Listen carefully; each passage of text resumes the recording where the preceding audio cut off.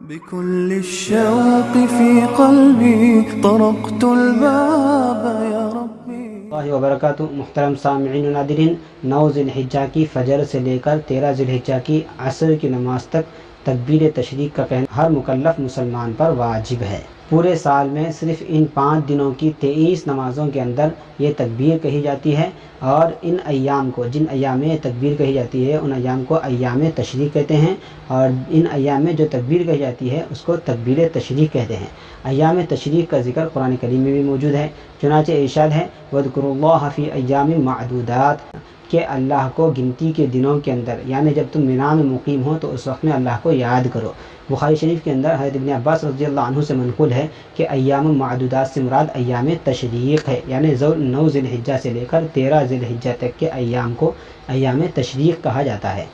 اس سے پہلے کہ ہم تکبیر تشریق کے تعلق سے چند اہم مسائل آپ کے سامنے رکھیں، تکبیر تشریق کے جو الفاظ ہیں وہ الفاظ کا پس منظر اور اس کا بیک گراؤنڈ بھی بہت ہی خوبصورت ہے، بہت ہی دلچسپ ہے۔ چلتے چلتے ہم اس کو بھی سنتے چلیں۔ واقعہ جس وقت میں پیش آیا ابراہیم علیہ السلام اور اسماعیل علیہ السلام کے قربانی دینے کا، اس وقت میں حضرت ابراہیم علیہ السلام نے جب اللہ کے حکم کی تعمیل میں اپنے فرزند کو زمین پر لٹا دیا اور ان کی گردن پر چری رکھ کر چلانے لگے، اس وقت میں اللہ تعالیٰ نے حضرت جبرائیل علیہ السلام کو حکم دیا کہ جنت کا یہ دمبا لے کر جاؤ اور اسماعیل علیہ السلام کی جگہ پر اس دمبے کو لٹاؤ۔ حضرت جبرائیل علیہ السلام اللہ کے اس حکم کی تکمیل میں فوراً اس دمبے کو لے کر زمین کی طرف چل پڑے، اور اس ڈر سے کہ کہیں ابراہیم علیہ السلام اپنے بیٹے کی گردن پر چھری نہ چلا دیں، زور سے آواز لگائی اللہ اکبر اللہ اکبر۔ جب ابراہیم علیہ السلام نے اس آواز کو سنا اور دیکھا کہ جبرائیل آ رہے ہیں تو انہوں نے اللہ کی اس مدد کو دیکھتے ہوئے فرمایا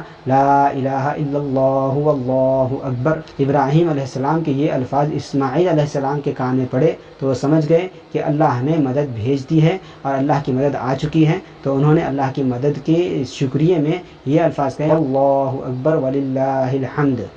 تو ان مقدس 3 ہستیوں کے کلمات کو اللہ تعالیٰ نے تکبیر تشریق کی شکل میں قیامت تک کے لیے زندہ کر دیا۔ اب ہم تکبیر تشریق کے تعلق سے چند اہم مسائل سماعت کریں گے۔ سب سے پہلی بات تو یہ کہ تکبیر تشریق کیا ہے۔ تکبیر تشریق یہ ہے اللہ اکبر لا الہ الا اللہ واللہ اکبر وللہ الحمد۔ دوسری بات یہ ہے کہ یہ تکبیر ہر مسلمان پر واجب ہے، خواہ وہ مرد ہو یا عورت، مسافر ہو یا مقیم ہو، جماعت سے نماز پڑھنے والا ہو یا الگ سے انفرادی طور پر نماز پڑھ رہا ہو، شہری ہو یا دیہاتی ہو، غرض یہ کہ ہر ایک پر یہ تکبیر واجب ہے۔ تیسری بات یہ ہے کہ یہ تکبیر ہر فرض نماز کے بعد 1 مرتبہ کہنا یہ واجب ہے۔ 1 سے زائد مرتبہ کہنے میں کوئی حرج نہیں ہے، لیکن یہ 1 سے زائد مرتبہ کہنے کو سنت سمجھنا یہ مکروہ ہے،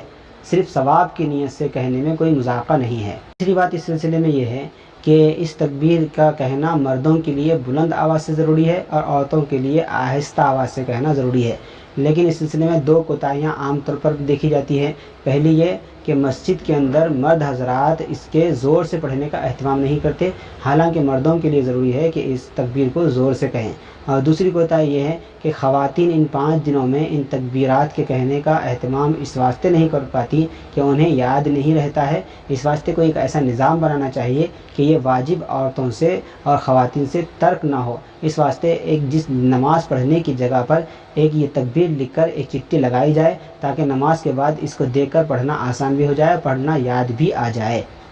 5ویں بات یہ ہے کہ یہ تکبیر جہاں ہر فرض نماز کے بعد پڑھی جائے گی، وہیں پر جمعہ کے بعد بھی پڑھی جائے گی اور عید الاضحیٰ کی نماز کے بعد بھی یہ تکبیر کہی جائے گی۔ 6ٹھی بات یہ ہے کہ اس تکبیر کے کہنے کا وقت ہر فرض نماز کے فوراً بعد ہے۔ اگر فرض نماز کے بعد کوئی بات کر لی یا نماز کے خلاف کوئی کام کر لیا تو پھر تکبیر کا وقت ختم ہو جائے گا، اب تکبیر نہیں کہہ سکتے۔ آخر میں پھر ایک مرتبہ میں عرض کر دوں کہ اس تکبیر کا کہنا واجب ہے، اس واسطے اس کا خوب اہتمام کریں، مرد حضرات زور سے کہنے کا اور خواتین آہستہ کہنے کا اہتمام کریں، اور خواتین کے لیے کوئی ایسا نظام بنائیں کہ خواتین کا پڑھنا آسان ہو جائے اور وہ بھول نہ جائے۔